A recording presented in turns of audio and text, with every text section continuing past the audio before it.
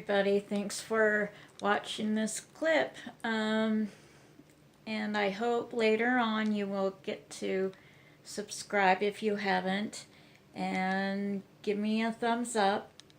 And hopefully I will see you on my next video. But for now, keep on watching, because today is going to be a little bit different. This is more of a vlog style video, because today is the first day of March, and for some of you, you might know what happens in March, and it is the month for Cerebral Palsy Awareness Month. So I thought it would be fun to do a vlog for this month, so I can share with you what life is like having cerebral palsy. And I've been wanting to do this for several years, but I've been too busy. So, and already it's in the evening, so probably won't be showing very much today, but hopefully tomorrow will be a longer video and you get to spend more time with me and learn more about cerebral palsy. If you go through, sorry, I'm doing my dishes right now, my clean dishes, but I just wanted to share some things with you while I'm doing my chores. Even though this is the month to celebrate Cerebral Palsy Awareness Month, this is also a month for my apartment inspection. So I have to get busy and do some cleaning. Besides straightening things up, I also have to deep clean my apartment as far as dusting goes, and washing and scrubbing. And it's never fun. But I really wanted to talk to you about the Cerebral Palsy Awareness. And so I wanted, but with me being so busy this month, I just thought maybe I could make this as a vlog style. And you can be watching me while I'm doing my chores along the way. But I'm sure some of you are aware that there are other people that are getting involved in expressing their views of living with cerebral palsy. And each one of them has different reasons why they are doing it. Some do it because they want people to learn what it's about and what it means to have cerebral palsy, and the symptoms, some of the symptoms. The crazy thing about living with cerebral palsy, everybody is different with their symptoms. There's also different degrees and different ways it has affected people. Like people that were born with cerebral palsy, it's part of a brain damage that is like about the bottom part of your brain that gets damaged, and there's different reasons how the baby was born with it. Sometimes it's lack of oxygen, or the mother was either too old to be giving birth, or the mother was into drugs or alcohol or anything. And sometimes with the drugs, it could even be like over-the-counter drugs, or even prescription drugs. And just to get an idea of my age, I was born in the early 70s, so with that, cerebral palsy was just barely known and or talked about, really. Cerebral palsy was discovered a little over a century ago, really. But it was like in the 70s when people started talking about it. But at that time, there weren't people just didn't know that there were ways to prevent it for happening. And there is no cure for cerebral palsy, but of course there is ways to prevent it. And number one question I get, especially from guys, is it hereditary? And like I just mentioned before, no, it's not. And just to also to let you know, if you do marry somebody that has cerebral palsy, or that a parent that does have cerebral palsy, you can count on that they will do everything they can to help prevent having a baby that has cerebral palsy. Another thing I would like to talk about is that even though cerebral palsy does damage part of the brain, it is way too far from the frontal lobe of your brain, so it does not affect your mental status at all. You can still be as smart as Einstein or whoever that has been a major brain genius. So you have nothing to worry about that or be concerned about it. Throughout life, people were always wondering about my brain status. Some people thought that maybe my brain is a little delayed, until they noticed that I am very good with math and grammar and writing and so on. And they get surprised. So just be aware that it has nothing to do with your brain status, your intelligence status, that is.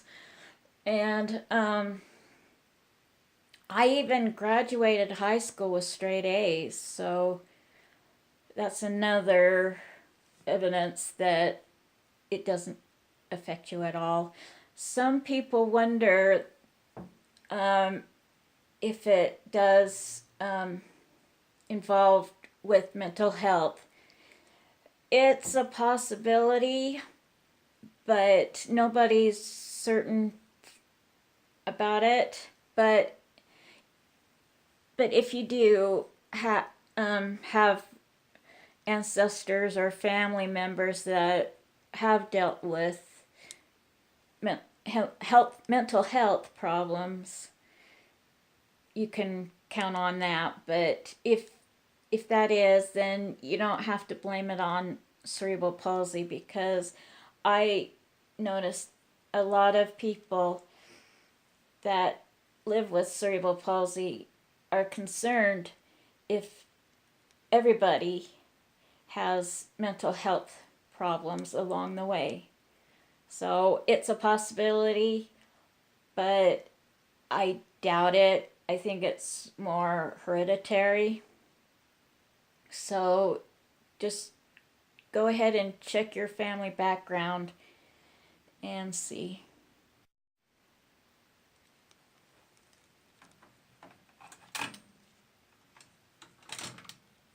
Sorry, I'm doing some more dishes.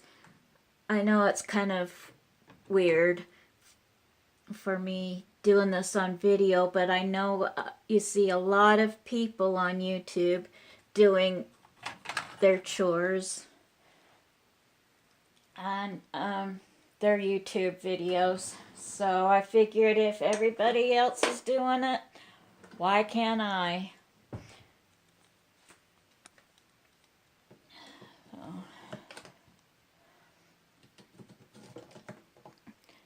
part of my kitchen does look really messy. A lot of my apartment looks pretty messy. It's kind of hard keeping a apartment clean when you got a busy life. But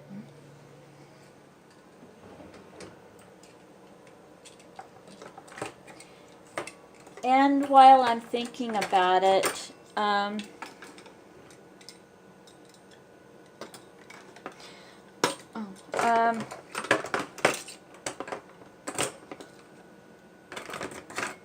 if you're wondering if Cerebral Palsy has a ribbon representing the awareness, yes, we do, and it's green.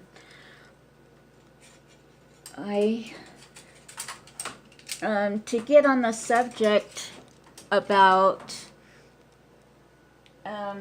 my art, I have been doing some artwork for people that are wanting to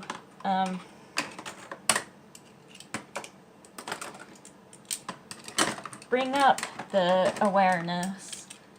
And if you haven't joined my other social media, I recommend that you do, and you can see some of my artwork for those people.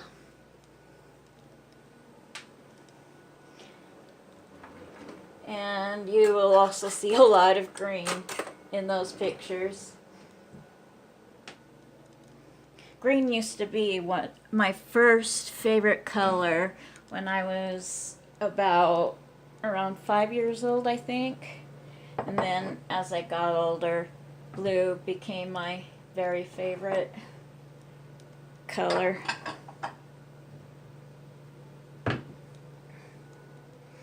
And then later on, I was developing 3 colors, which are the 3 primary colors, which is blue, red, and yellow. But however, yellow has become my second favorite color, and then red falls into third.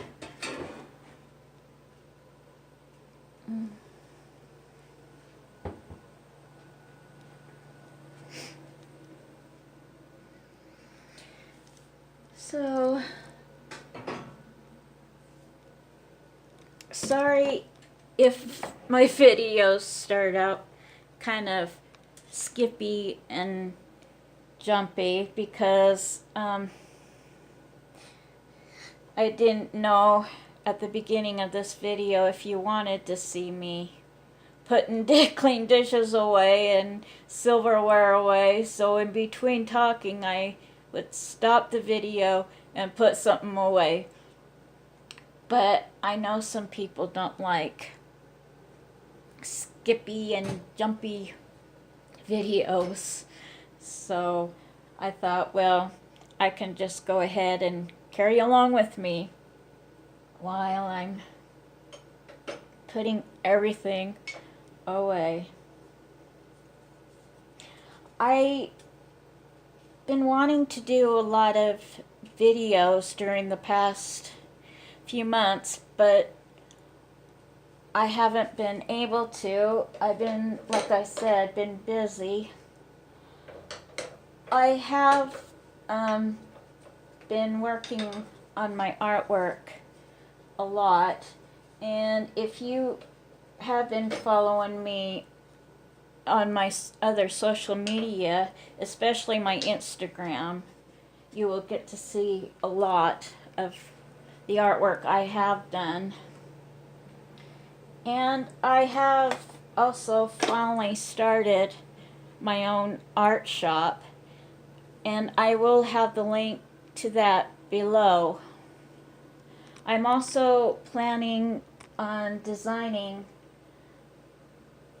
a t-shirt with the green ribbon representing the Cerebral Palsy Awareness Month. So go ahead and check those out. I'm not sure when I will get the awareness t-shirt out yet, but I'm hoping that will happen sometime this week, and I will definitely let you know. So if you are interested, please subscribe and I will keep you updated.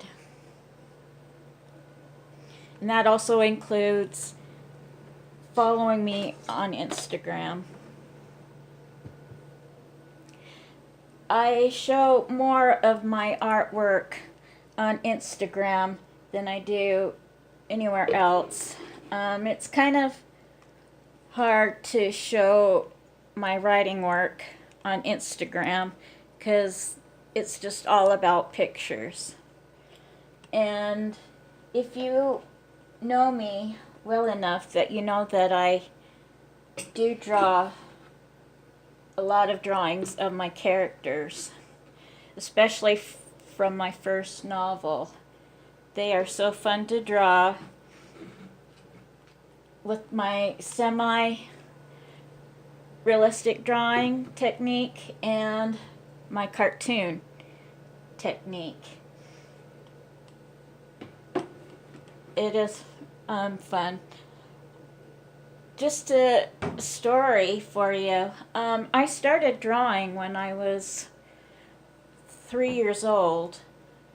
My dad and his dad were into drawing. My grandpa was a professional painter. He painted signs for businesses and everywhere else. And my uncle also did the same thing too. He even wrote and illustrated a few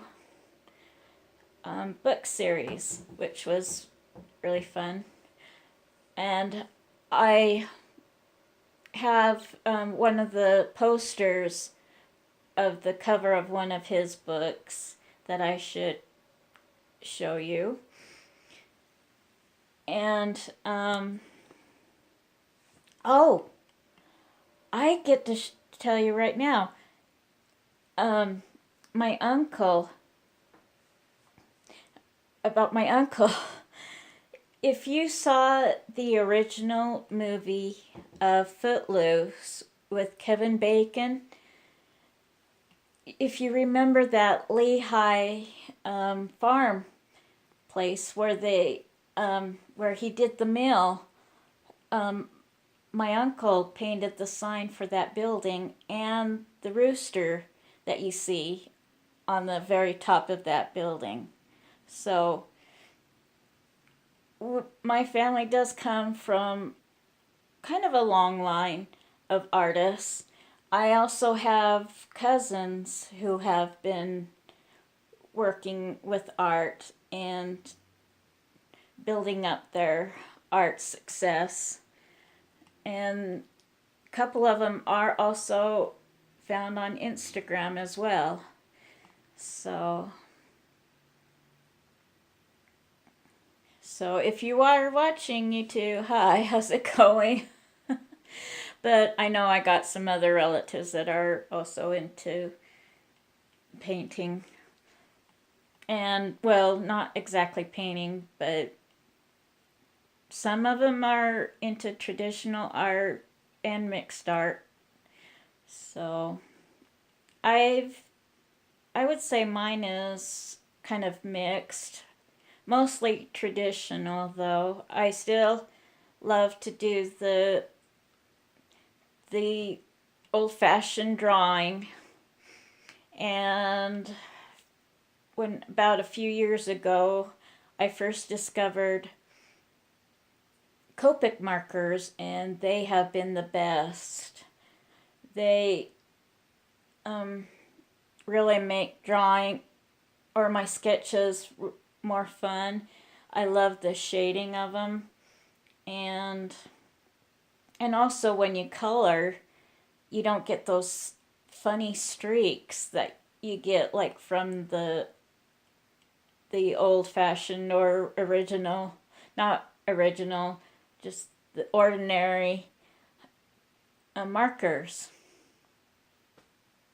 But anyway, going back to cerebral palsy, especially mine, as you know, I was my cerebral palsy affected my legs mostly.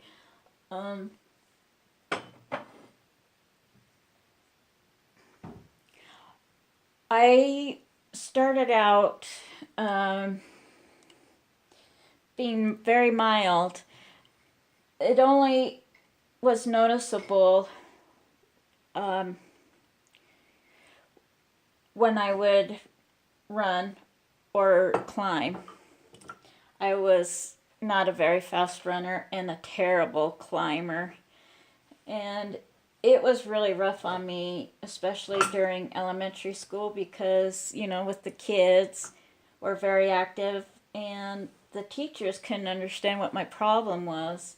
So, but my mom and I kept it private. We didn't tell my teachers that I was born with cerebral palsy, and that's why my physical activities weren't as well as the other kids.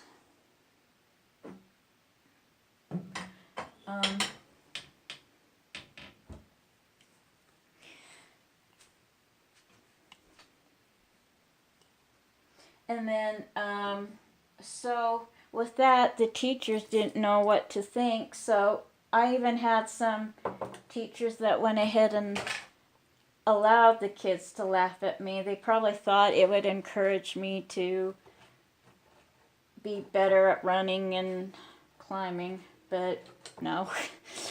And then about 2 or 3 years ago, I think. Well, not really. It was more like 2006 when I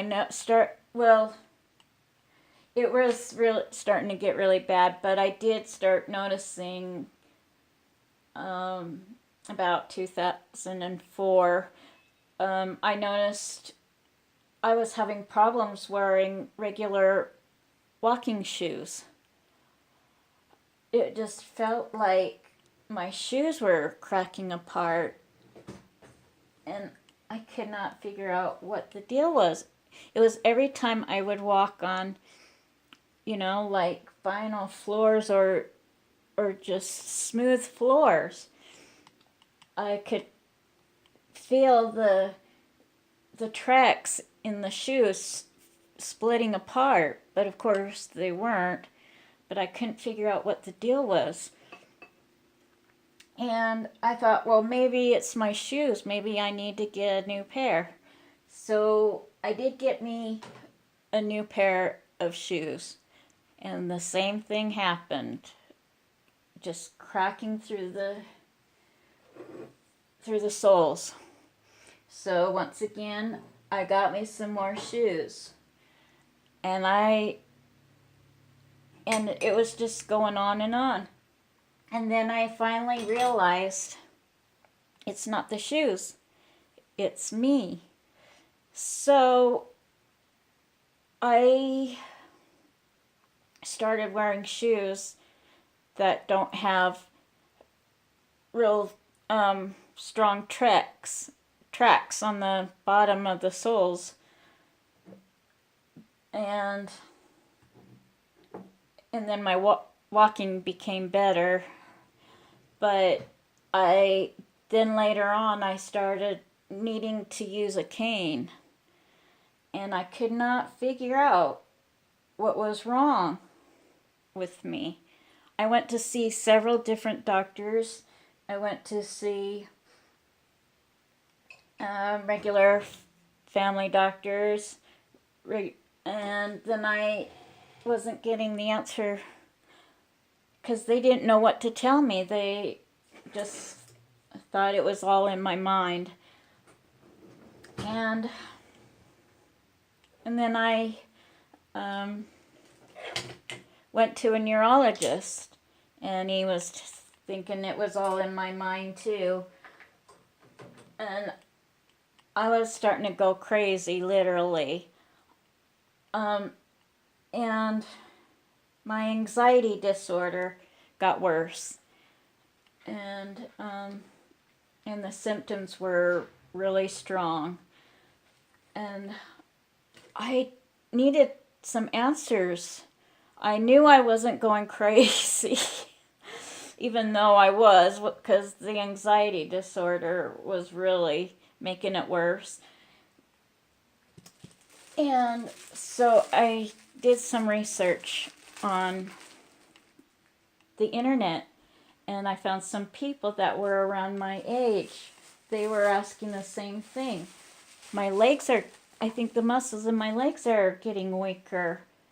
I went to see a doctor, but they thought I was crazy. What's wrong with me? And then we found so many people that had mutual problems. What is wrong with me? And so pretty much we all came to the conclusion that as some of us get older, especially when we're in our late 30s and older, the muscles that have been affected do age faster than the rest of our bodies. And so with that, I still have a problem talking to doctors about it because they don't know what to tell me. But I am happy that I found people on the internet who know what I'm going through and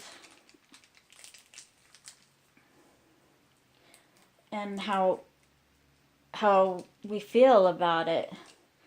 And then that's when I was like thinking, okay, my cerebral palsy life is not private anymore.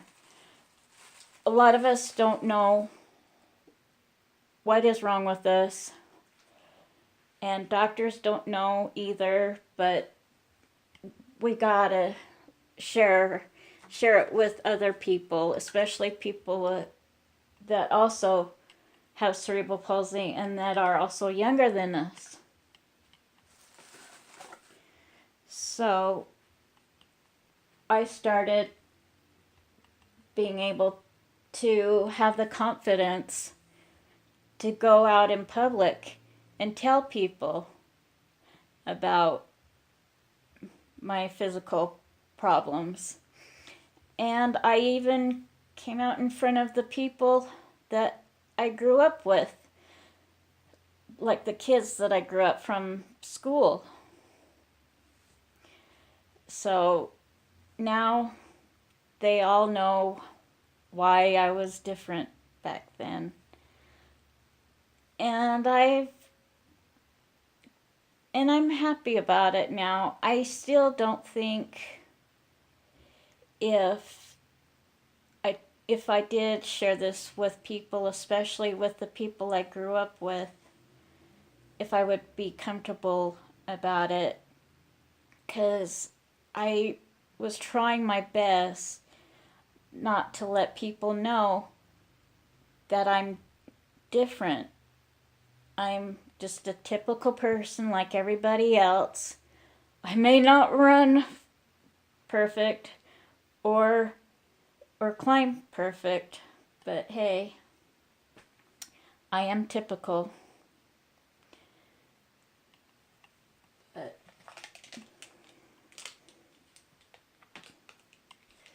I don't know how long this video is going to be, but if you're still here watching this video, thank you so much.